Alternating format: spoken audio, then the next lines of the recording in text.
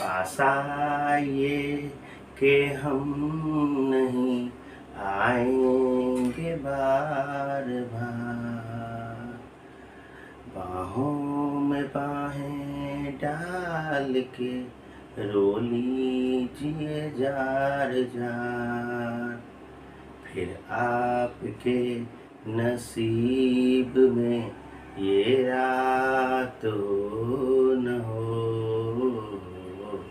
शायद फिर इस जन्म में मुलाकात हो न हो,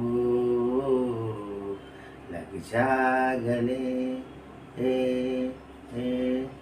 वेलकम फ्रेंड्स, मैं इंजीनियर विजय कुमार एक बार फिर आप सभी का आपके अपने YouTube channel TCM with Vijay sir पर स्वागत करता हूं। और आज के इस वीडियो में हम लोग जो देखने जा रहे हैं मूविंग चार्जेस एंड मैग्नेटिज्म के वो लेक्चर नंबर 10 होगा। और लेक्चर नंबर 10 में हम लोग का एम्पियर सर्क्यूटल लॉ, ठीक है, एम्पियर के परिपथीय नियम को पढ़ना है हमें। तो एम्पियर सर्क्यूटल लॉ को चलिए देखते हैं कि क्या कहता है एम्पियर सर्क्यूटल लॉ, ठीक है। तो यहाँ पर जो आपको दिख रहा है हेडिंग एम्पियर सर्क्यूटल लॉ, ठीक है।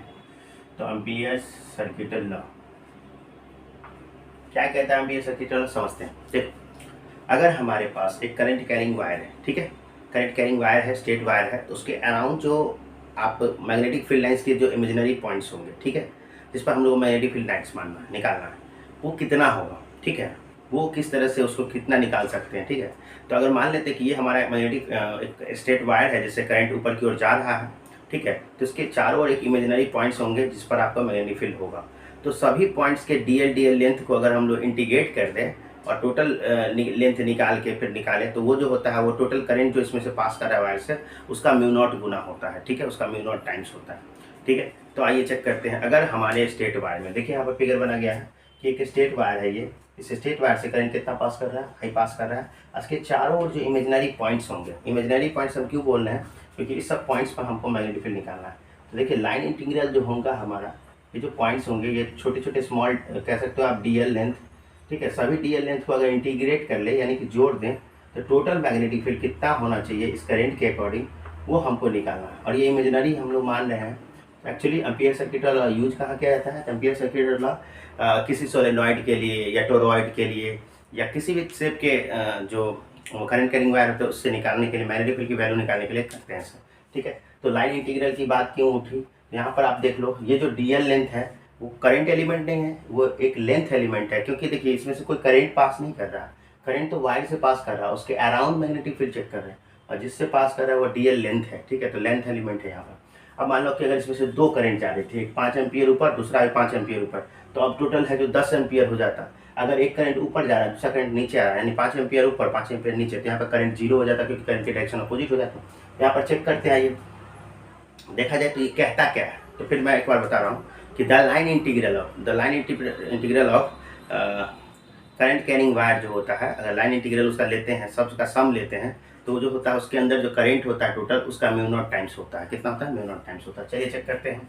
तो एम्पियर सर्क्यूटल लॉ क्या कहता है, the line integral of magnetic field is equal to the mu naught times of total current through the conductor, ठीक है। तो अगर मान लीजिए, अब आते हैं यहाँ पर जो हमने इमेजिनरी माना है, इमेजिनरी लाइन माना है, अगर उसके किसी एक पॉइंट पर देखिए यहाँ ये जो सर्कल बनेगा तो इस एक पॉइंट पर क्या करेंगे, मैग्नेटिक फील्ड। तो मैग्नेटिक फील्ड अगर अंदर है यानी कि डीएल भी अंदर है, क्योंकि देखो अंगूठा से धारा जा रहा है तो 4 उंगली से करंट की दिशा अंदर होगी, यहाँ पर बाहर होगी, ठीक है। तो मैग्नेटिक फील्ड इस तरह से क्लोज जा रहा है और ये मेरा इमेजिनरी पॉइंट्स है। और ये सभी डीएल पॉइंट्स को अगर इंटीग्रेट कर ले तो टोटल हो जाएगा एल। तो पूरे एल लेंथ के लिए, इमेजिनरी लेंथ के लिए हमारा कितना मैग्नेटिक फील्ड होगा, इससे आर दूरी पर, कितनी दूरी पर, वायर से आर दूरी पर, वही चेक करते हैं। तो उसी को हम लोग एम्पियर सर्क्यूटल लॉ से निकालते हैं। अब मान लो कि अगर हम इस तरह से लेंगे तो इसके टेंजेंट में डीएल, एक छोटा सा डीएल लेंथ लेंगे, डीएल लेंथ और मैग्नेटिक फील्ड दोनों का डायरेक्शन एक ही होगा। यहाँ पर देखो डीएल और मैग्नेटिक फील्ड एक ही डायरेक्शन में, यानी थीटा कितना होगा, 0 डिग्री, थीटा कितना होगा, 0 डिग्री, ठीक है। तो यही है उसका स्टेटमेंट।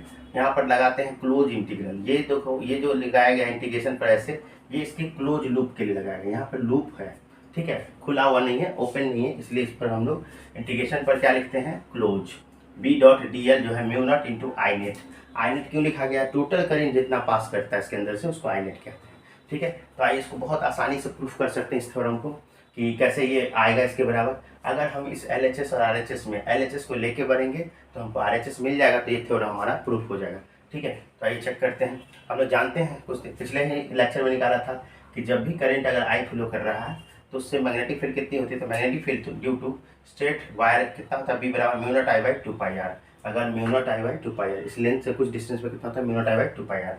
अगर हम उसका LHS लेके चले तो बी डॉट डी एल, तो बी डॉट डी एल क्या करें, B D L cos zero. Cos zero क्यों लगाए, क्योंकि डी एल और बी दोनों एक ही डायरेक्शन में, थीटा कितना होगा 0 डिग्री। ठीक है, तो थीटा यहाँ पे 0 डिग्री हो गया। अब यहाँ पे देखिए इंटीग्रेशन म्यू नॉट आई बटे 2 pi R into D L into cos zero का 1। अब यहाँ पर करेंट ये तो आपका कांस्टेंट है, तो कांस्टेंट बाहर आ जाएगा। तो mu naught I by 2 pi R close integral D L, तो mu naught I by D L का क्या हो जाएगा, एल। एल कितना हो जाएगा, डी एल का एल। और आप जानते हैं किसी भी सर्किल के लिए एल कितना होता है, 2 पाई आर होता है। एल कितना होता है, 2 पाई आर। यहाँ से चेक कर लेते हैं, म्यू नॉट आई बटे 2 पाई आर तो पहले से था, और एल की वैल्यू भी कितनी आ गई, 2 पाई आर। 2 पाई आर से 2 पाई आर कैंसिल आउट हो गया, तो कितना आया, म्यू नॉट इंटू आई। यानी कि यहाँ पर आप साफ साफ कह सकते हैं, अगर किसी वायर से करंट पास कर रहा है तो उसके अराउंड एक इमेजिनरी जो लूप बनेगा, उसके हर लूप के इंटीग्रेशन किसका, मैग्नेटिक फील्ड का इंटीग्रल सम जो होगा वो क्या होगा, mu naught times of total current passing through the conductor. ठीक है, तो आशा करते हैं कि एम्पियर सर्किट लॉ बहुत ही आसानी से आपको समझ में आएगा, और ये किसी भी सोलेनॉइड, टोरॉइड, ये सब चीज़ों के लिए निकाला जाता है। ठीक है, तो एम्पियर सर्किट लॉ से क्या पता चलता है कि अगर आपके पास करंट पास कर रहा है तो उसके अराउंड एक मैग्नेटिक फील्ड का लाइन इंटीग्रल बनता है, उसका सबका सम लेते हैं, तो वो उस टोटल करंट पे डिपेंड करता है जो उस बंद लूप से पास करता है। अब इसके कुछ बेसिक शर्त भी होते हैं, कंडीशन होते हैं, जिसको हम लोग लगाएंगे। कंडीशंस होते हैं कि कहाँ पर ये लगेगा, एक क्लोज लूप के लिए बन लगेगा, लाइन इंटीग्रेशन होगा, या ओपन के लिए लगेगा, तो कहाँ कहाँ लगता है उसको देखेंगे। ठीक है, तो नेक्स्ट वीडियो में ये सब चीज़ों को देखेंगे। तब तक के लिए देखते रहिए और चैनल को सब्सक्राइब, लाइक और शेयर करते रहिए। जय हिंद।